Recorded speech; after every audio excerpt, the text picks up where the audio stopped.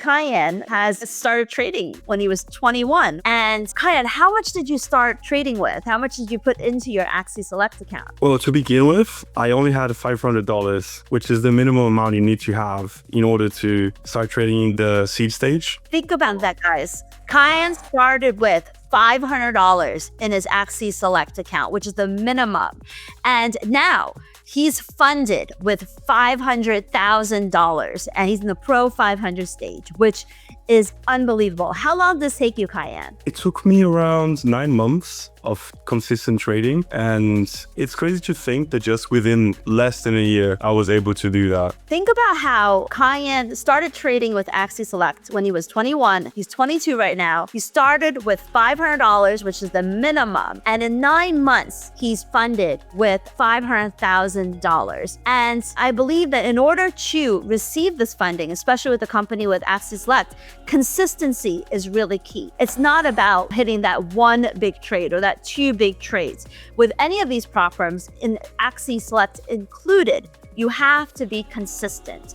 And you have to be able to show them day in and day out that you can make these profits in order to reach this Pro 500 stage. So we're going to talk to Cayenne today, learn a little bit about how he got into trading at such a young age, and a little bit about how he's trading and his trading strategy today. How did you get into trading, Cayenne? I was studying chemistry at the time and I had some money left over and I was wondering what I should do with it because money runs out eventually. So unless you're investing it or putting it into something that's going to give you money, then it's going to run out at some point. And I didn't have much to begin with. I think I had around $2,000 or something like that.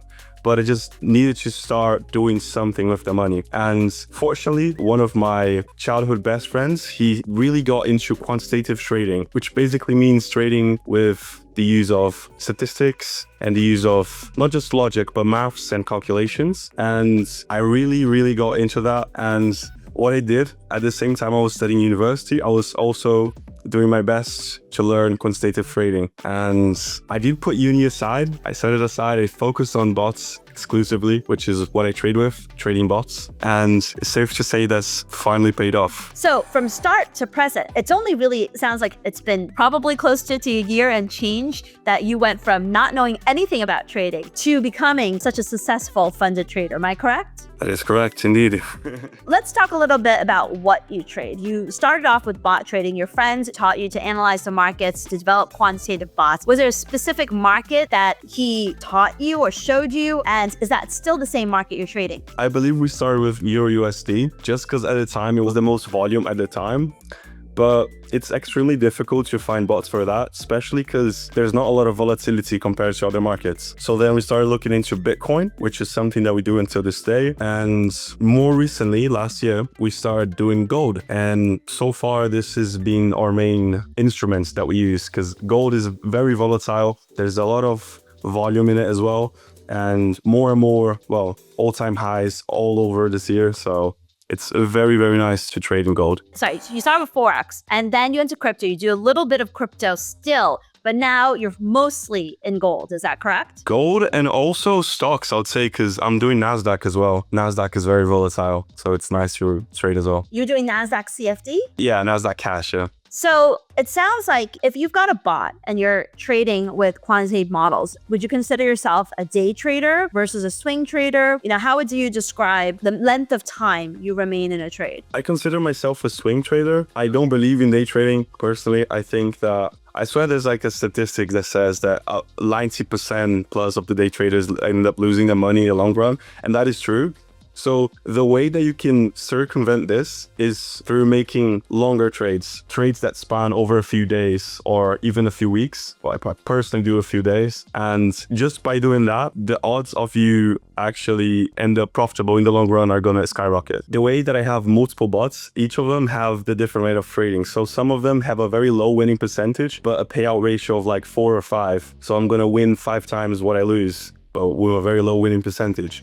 But some bots, they win a lot. So they have a high win percentage, but of course their payout is going to be 1.5. So it really depends. There's no right or wrong as long as the expectancy is good. So you have to have one of those. Do you have one that makes a more meaningful contribution to your overall performance than the other? I'd say low winning percentage and high payout in general, yeah. They tend to be nicer. That doesn't mean That's my personal bias. That's what I've observed. Because, you've got two different bots, one that's a high win ratio, one that is a little bit more active, I would say, that is a lower win ratio. Did your decision to choose Axie Select, which has very little restrictions on bot trading, no consistency rules and things like that, did that play a role in your decision to pick Axie Select versus some of the other prop firms that may be more restrictive on EAs or charge you more, or they may be more restrictive on the consistency rules? The flexibility of Axie make it more appealing. The thing with other prop firms, I've been with the biggest in the market and I still am. The problem with them is that they will advertise them as having no rules and all you have to do is follow the daily drawdown and you'll be fine. They want me to just risk, I think, 0.5% to 1% a trade. And if they don't, I'm going to lose the account. So it makes me think, because I've never lost more than the daily drawdown. And now they're showing me this hidden rules that they've always had. So the thing is, my personal belief is that prop firms in general, they don't want you to profit because they don't make money with you. They don't copy your trades, actually. They just want you to fail. So this is why they have a lot of hidden rules, even the top ones in the market. Whereas with Axie, I've never had a problem with any consistency rules or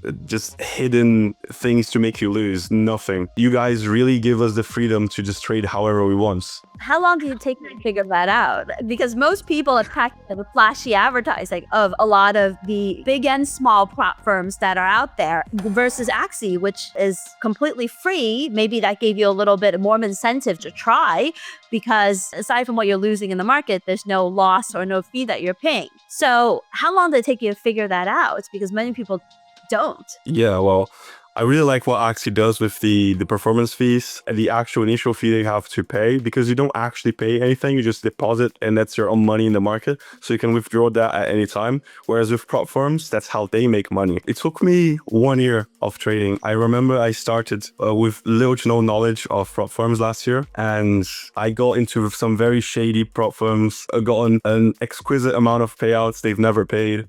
This happened like 3 times with different prop firms. And when I saw you guys were an actual broker that were licensed and you had a history, I think since 2007 you guys exist, Axie. So all that added up and I just realized, all right, I should probably be with some company that's most trustworthy. Question that a lot of people ask and they struggle with is that with Axie, the edge score is a little confusing and maybe a little intimidating as an idea of what they need to achieve in order to get funded. Can you share any thoughts on that? Yeah, I think the edge score at first can be intimidating because what is consistency? What is risk? What is everything? But once you start trading, it's self-explanatory. Like, you will understand. And it's just simple. If you are consistent in making profits and managing your risk, then your edge score will be high. You don't need to overthink it. You don't have to be imagining, oh, but what about this? What about that? Just be consistent and you'll be fine. Plus, if you end up caring a lot about the edge score, I heard Axie is changing the dashboard. So it's actually adding some more clarity on each of the metrics.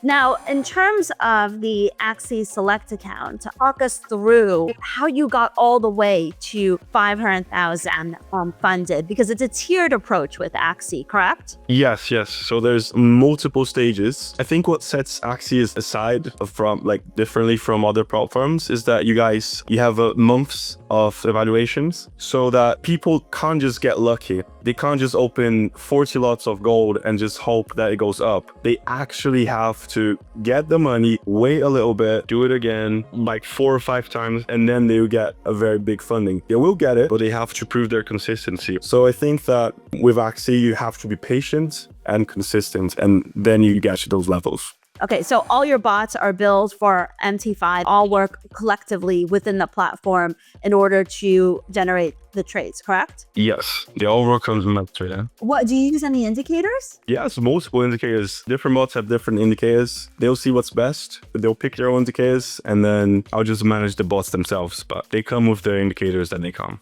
So given your success in driving your account up to the 500 Pro level, how do you handle and what is your thought process with withdrawals? Because you certainly want to manage your account, maintain it at a certain level. Is there a metric that you use? I've made X%, it's time to withdraw that amount. Because the money isn't real money until you withdraw it to your own bank account, right? That is true. I think that there's no reason for you not to withdraw it as soon as you can, meaning monthly. So for example, if in a month you make 2% 2%. Unless you want to reinvest that, just withdraw it. There's no point keeping the money there. I understand that some people might use it as a buffer so that you don't lose the accounts. That is a good strategy as well. But I personally just withdraw it monthly, and whatever I have in profit, I'll just take it. If I don't have anything in profit, I just don't take anything. Do you think that's actually one of the advantages of Axie Select, which is that some of the other prop firms, you can only withdraw every X number of days or certain amounts, and there's a lot of restrictions of withdrawal to prevent you taking all your profits. Does that make Axie more attractive to you? Oh yeah, I know there's another prop firm, I'm not going to mention their names, but in order for you to get their profit, you have to have profitable days. So let's say you've actually got an account funded and then you make 5K in profit. You can't just withdraw that. You have to have 2 more profitable days. Otherwise, they will ban your account. Like, you just can't withdraw. It's mind blowing. But yes, with Axie, you can just, at the end of the month, the money goes directly into your account. You can just withdraw it. Easy as that, no restrictions. I understand that most of your success is because you're obviously very smart, you know how to build these quant models. Not everyone knows how to do that. So if you were talking to your friend and you're telling them about prop trading, about Axie Select, what kind of advice can you give them to put them on the right path for their trading if they don't have the coding skills or the math skills that you may have? Get them. Get the skills. I see a lot of traders, what they do is they see movement and they take information out of nowhere, like it's gonna go up now. Oh, and then you ask them why, and then they reply, well, cause, and then they just make up something. It doesn't make sense. You are basically trading on your feelings, emotions. Those things are irrational. They don't make any logical sense. Whereas if you ask Kyan, why did you buy here? Oh, well, this indicator was above this number and that number. And in the past, this happens 5 times over the last 10 years, meaning there's a high likelihood. Do you know what I mean? That's the difference. If you base yourself on maths or statistics or any logic, that is better than emotions and feelings of, I want it. Always quantitative trading for the win. So what is like a roadmap you can give someone to learn? Where did you learn the coding?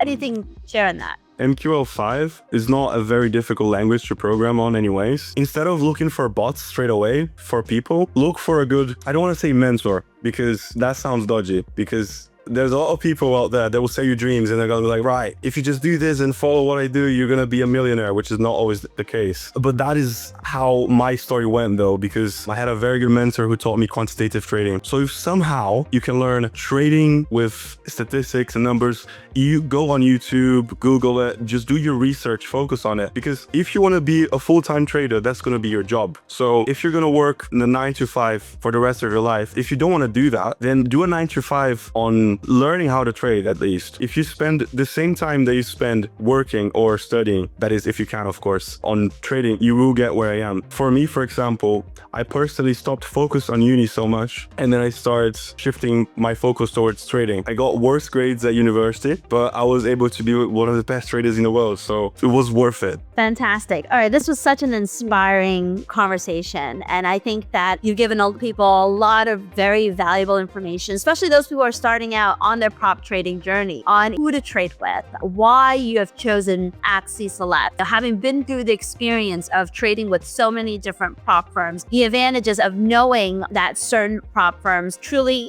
are been around for a very long time as a company in general, are more trustworthy, and also just have less restrictions, making it easier for you to succeed, which I think is the most important thing, because no one wants to be in a situation where, like you said, you made 10% off a 700,000 account only to be told for XYZ reason that probably wasn't legitimate, that you didn't fulfill all of the rules. And we don't want that to happen to any trader. And just speaking to you and hearing from someone who's so young and finding success in trading, I think that's inspiring for a lot of people. So thank you so much for joining me, and I look forward to talking to you again. Yeah, for sure. Thank you for having me. It was nice talking to you, and I hope that I can help some people or at least inspire them to trade with Axie. And guys, I'll tell you this honestly, other prop firms, they're like short-term ways of making money. Axie is the way that you're gonna keep your money consistent forever. They are a broker, they are legit, they will pay you, they are regulated, they're not gonna go bust, they're not just gonna stop operating everywhere in the world like other prop firms did. They're not just gonna create fake rules in order not to pay you. They are legit. This is as real as I can get.